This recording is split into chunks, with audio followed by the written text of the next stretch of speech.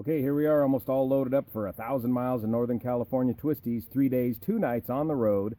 Stay tuned. We're going to go way up in Northern California, and I'm going to try and find some places I've never been before, including Big Bend Hot Springs.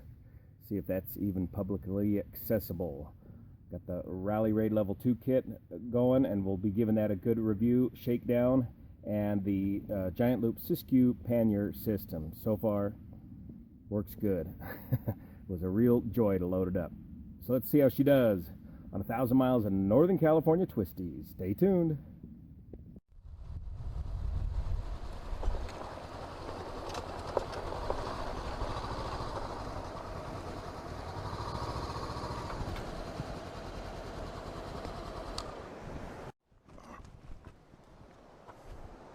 Wow, look at that.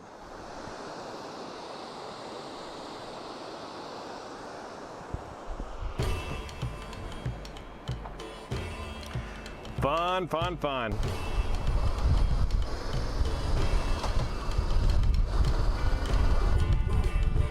You got one of those wives or girlfriends that don't like driving on steep roads. Don't bring them out here. It'll definitely curl your toes.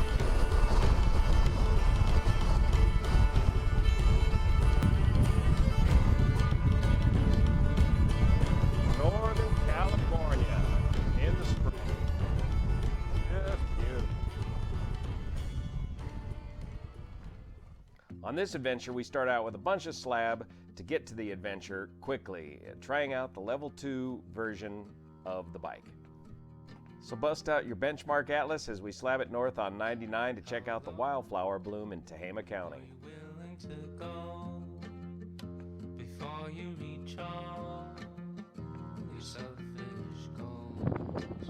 Bucking a headwind and drinking the gas, but the flowers are out.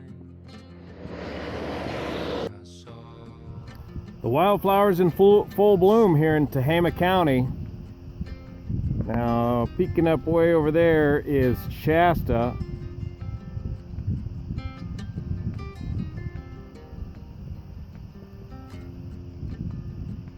And over here is Lassen.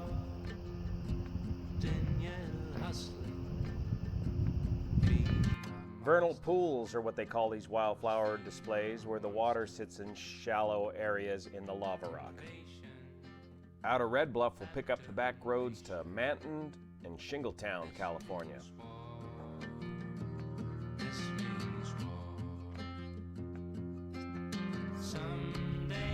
This is Ponderosa Way, a lane and a half goat road paved section between Shingletown and Whitmore, California. Now, if you look on the maps, you see Ponderosa Way all over the maps. Well, at one time, this was a continuous long gravel road all along the 2,600 foot elevation of the foothills, designed and built in the 30s as part of a CCC project for fire prevention in the Sierra Nevadas. Now, due to private property and development, the road's kind of divided up, but you can still find these long, remote sections of Ponderosa Way, and some of it paved like this, and really get out there and enjoy the back roads of California. Continue north out of Whitmore, California to Round Mountain, Montgomery Creek, and eventually Big Bend. Stop and do a little fishing along the way.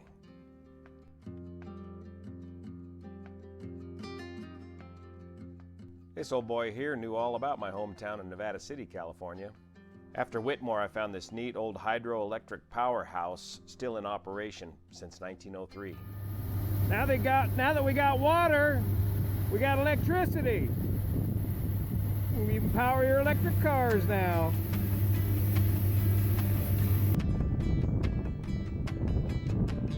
Hydro powerhouse from 1903. Let's see what creek this is.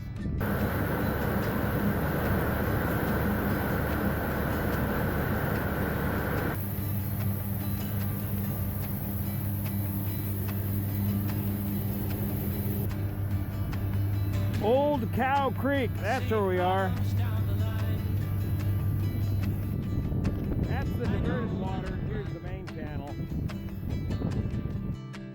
continue north on the back roads for the elusive hot springs in the Big Bend area.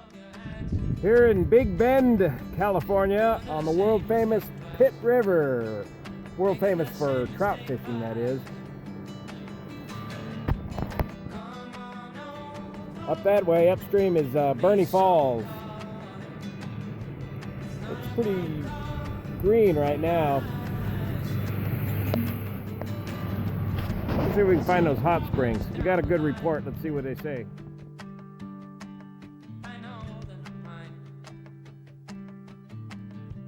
After a brief search, I found the location of the springs, and the first springs I came upon were much too hot. But by following the trails, I found a whole nother series of springs that were perfect.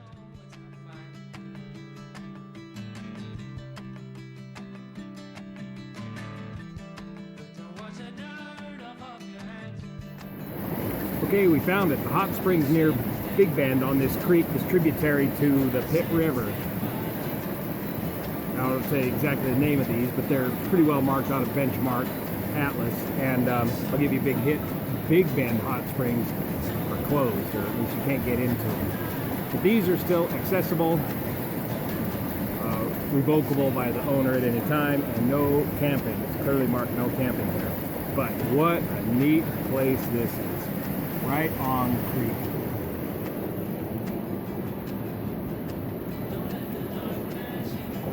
The water temperature here is bathtub temperature. There's a series of springs here, and the first one I came to was way too hot. And this tub right here behind me is just a little bit warmer. Get out your benchmark atlas and see if you can find it. Here in Northern California, Pitt River country.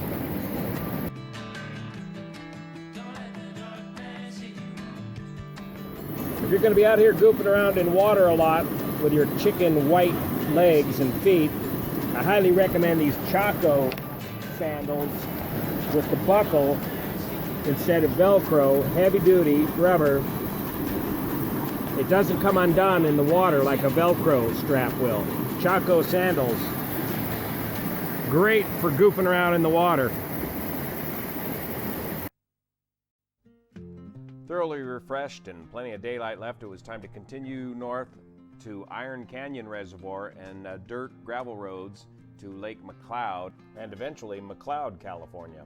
Iron Canyon Reservoir. They must not got the word about the rain this year. They're draining the reservoir for some other reason. Yep, dam repairs. What's up with the love makes you hate and kill for? Getting into some somewhat graded gravel roads, and the old level 2 is doing just fine, even with these slippery city shoes on. Tennis shoe tires.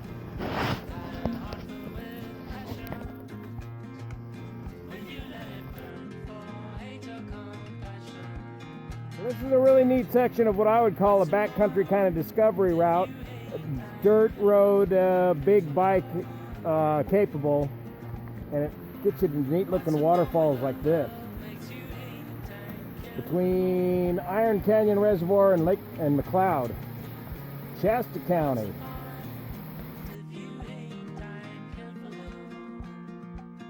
It's good to see all the waterfalls after 4 years of drought in California.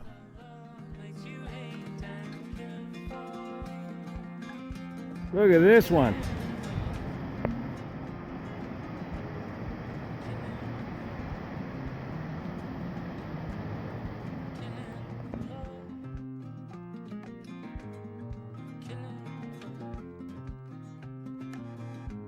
Well, this has just been spectacular, following Hawkins Creek on Forest Road 11 into McCloud Reservoir. What a neat backcountry route. I don't tip over. Sections like this rival anything in Idaho and Montana, and the neat thing about California is the forests are still relatively healthy. Big timber.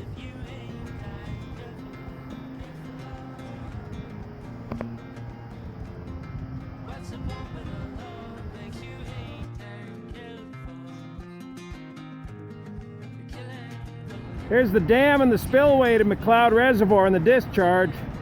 Back into Ash Creek. Doesn't look like too much coming over the spillway. See what it looks like topside. The after bay. Steep country.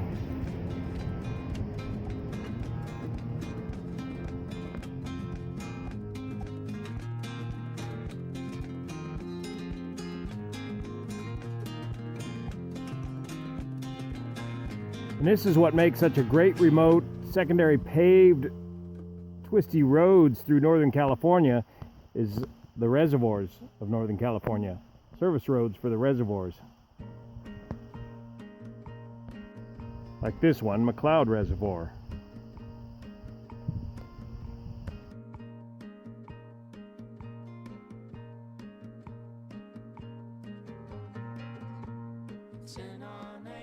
After McCloud Reservoir, take the scenic drive into the town of McCloud and found the world's most scenic model airplane field right outside of McCloud, California. Head on over to Penny's Diner for a bite to eat and got a cabin for only $52 a night at Cave Springs, a funky old cabin on the Sacramento River. Definitely worth checking out. All right, made it to our classic old cabin here at Cave Springs Resort in Dunsmuir, California. The Sacramento River's right outside the back door. Trout fishing season is just about to open up. Fly fishing. So about 250 miles, 10 hours today. Slabbed it up to Red Bluff to get an early start, and then hit the back roads, go up to Manton, California, Shingletown, Whitmore, Big Bend, and then the up over to the McCloud Reservoir, on into McCloud, and then back down here to Dunsmuir.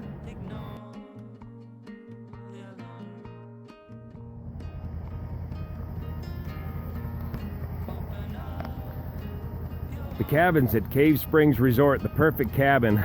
If I were a single man, this is all I'd get.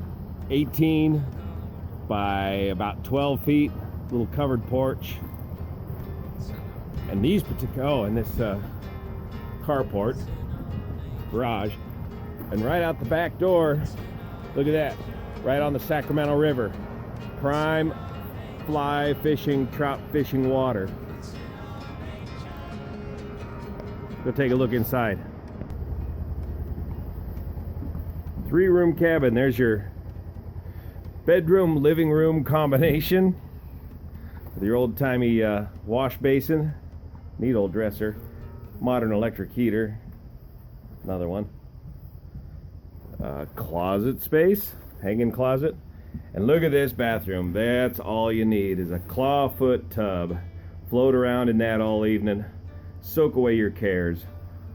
Open up the window and listen to the Sacramento River roar by. And then the 3rd room, your kitchen dining room. Old school, complete with the pull chain light, old gas stove, built-in wood cabinets, 2-seat dinette, and again right out the back porch to the Sacramento River. The cabins at Cave Springs, or correction, the Cave Springs cabins at Dunsmuir, California. Looks like the sun's coming up. Let's go ride. Pronghorn straps from Giant Loop. I can see why they were Dirt Bike's product of the year. Super simple, safe way of strapping your gear onto your bike without any chance of getting poked in the eye like a bungee cord. And I got you. This pronghorn hook is the secret, and that bend in the hook is what makes it work.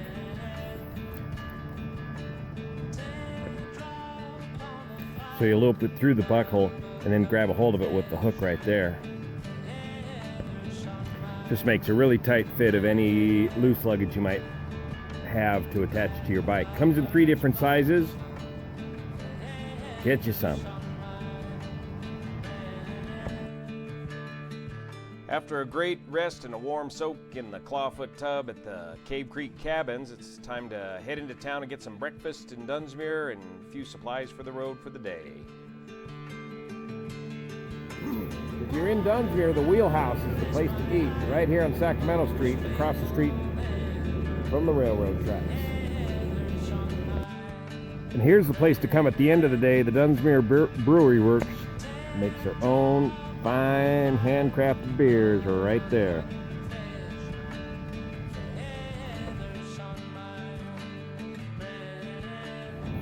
Hedge Creek Falls. Never heard of this before in my life until this morning at breakfast at the Wheelhouse restaurant in Dunsmuir.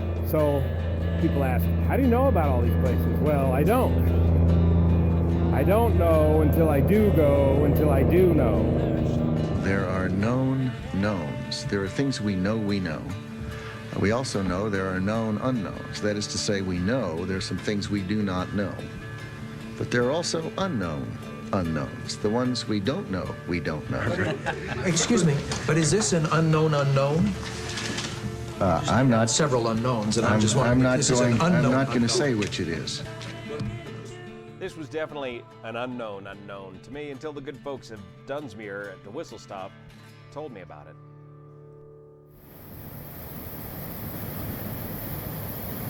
Hedge Creek Falls on the north end of Dunsmuir.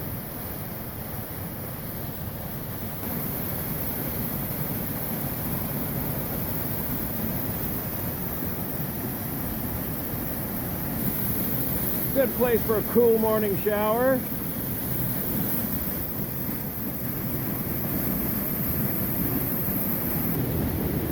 Down this nice easy trail.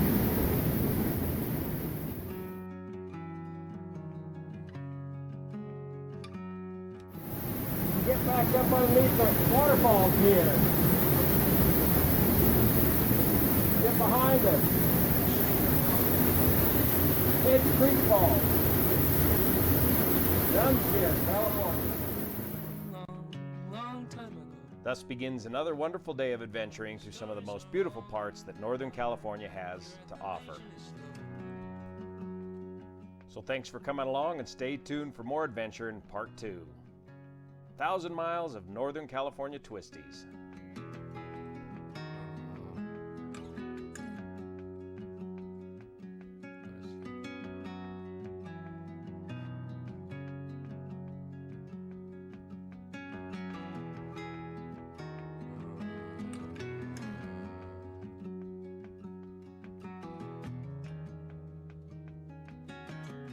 Not much of what you say makes any sense.